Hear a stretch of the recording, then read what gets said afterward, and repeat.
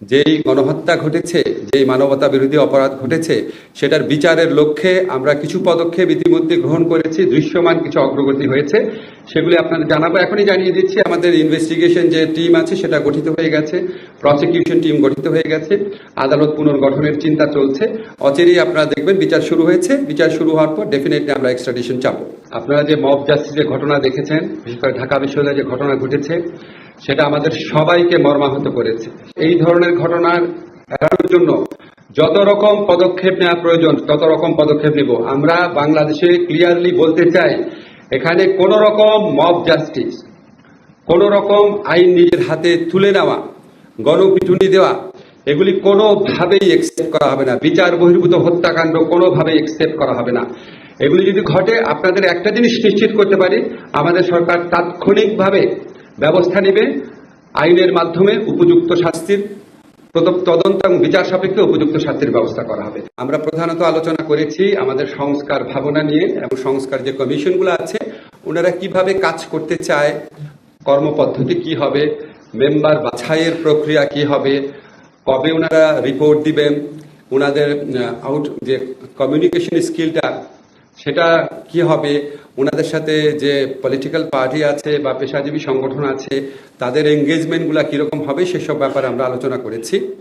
তো আমরা মোটামুটি মোটা দাগে কয়েকটা ঐক্যমত প্রতিষ্ঠিত হয়েছে যে কমিটিগুলো আপনার 1 অক্টোবরের মধ্যে কাজ শুরু করবে, এবং আমরা আশা করছি ওনারা 31 ডিসেম্বরের মধ্যে একটা রিপোর্ট আমাদের জমা দিবেন, এবং সেই রিপোর্টের ভিত্তিতে নেক্সট ফেজ বা সেকেন্ড ফেজে আমাদের যে প্রধান উপদেষ্টা আছেন ওনার নেতৃত্বে আমাদের যে উপদেষ্টা মণ্ডলী সেটা রাজনৈতিক দলগুলোর সাথে এই সংস্কার ভাবনা নিয়ে আলোচনা শুরু করবে। এরপর আরো ব্রড বেস কনসালটেশন হবে, সবাই মিলে সমস্ত সমাজের সকল স্তরের মানুষের প্রতিনিধিত্ব থাকবে। সংস্কার কমিশনগুলোর রিপোর্ট পাওয়ার পর সেগুলি অনলাইনে উন্মুক্ত করে দেওয়া হবে, সবার মতামতকে রিফ্লেক্ট করার চেষ্টা করা হবে, এবং এটার ভিত্তিতে আজকে ছাত্র জনতার যে আন্দোলনের গণ অভ্যুত্থানের বিপ্লবের যে প্রত্যাশা, সেই প্রত্যাশা আপনারা জানেন শুধু নির্বাচনের মধ্যে সীমাবদ্ধ ছিল না, সেটা ছিল একটা রাষ্ট্র সংস্কারের প্রশ্ন এবং প্রকৃত গণতন্ত্র প্রতিষ্ঠার স্বপ্ন, এবং বাংলাদেশে যেন কোনোদিন আর কখনো ফ্যাসিবাদী শাসন ব্যবস্থা জাঁকিয়ে উঠতে না পারে, সেই সম্ভাবনা রোধ করার লক্ষ্যে কি কি সংস্কার করা প্রয়োজন, সেই ধরনের চিন্তা ছাত্র জনতার আন্দোলনের মধ্যে দিয়ে প্রতিফলিত হয়েছিল। সবার এক্সপেকটেশন সেটা ছিল, সেটার লক্ষ্যে এই সংস্কার কমিশনগুলো প্রাথমিক স্তরে কাজ শুরু করেছে। আমাদের সাথে ভারতের এক্সট্রাডিশন ট্রিটি আছে। সেই এক্সট্রাডিশন ট্রিটি অনুযায়ী ভারতে যদি কোনো আমাদের কনভিক্টেড মানুষ থাকেন, উনি সাবেক প্রধানমন্ত্রী হন আর যাই হন না কেন, ওনার এক্সট্রাডিশন বা প্রত্যার্পণ আমরা চাইতে পারি।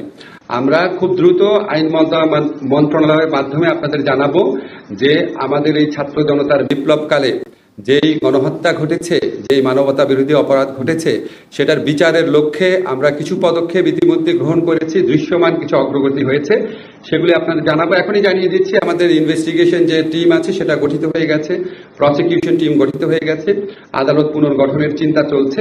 অচিরেই আপনারা দেখবেন বিচার শুরু হয়েছে। বিচার শুরু হওয়ার পর ডেফিনেটলি আমরা এক্সট্রাডিশন চাবো। আপনারা যে মব জাস্টিসের ঘটনা দেখেছেন, বিশেষ করে ঢাকা বিশ্ববিদ্যালয়ে যে ঘটনা ঘটেছে, সেটা আমাদের সবাইকে মর্মাহত করেছে। এই ধরনের ঘটনার এড়ানোর জন্য যত রকম পদক্ষেপ নেওয়া প্রয়োজন তত রকম পদক্ষেপ নেব। আমরা বাংলাদেশে ক্লিয়ারলি বলতে চাই, এখানে কোন রকম মব জাস্টিস, কোন রকম আইন নিজের হাতে তুলে নেওয়া, গণপিটুনি দেওয়া, এগুলি কোনোভাবেই একসেপ্ট করা হবে না। বিচার বহির্ভূত হত্যাকাণ্ড কোনোভাবেই একসেপ্ট করা হবে না।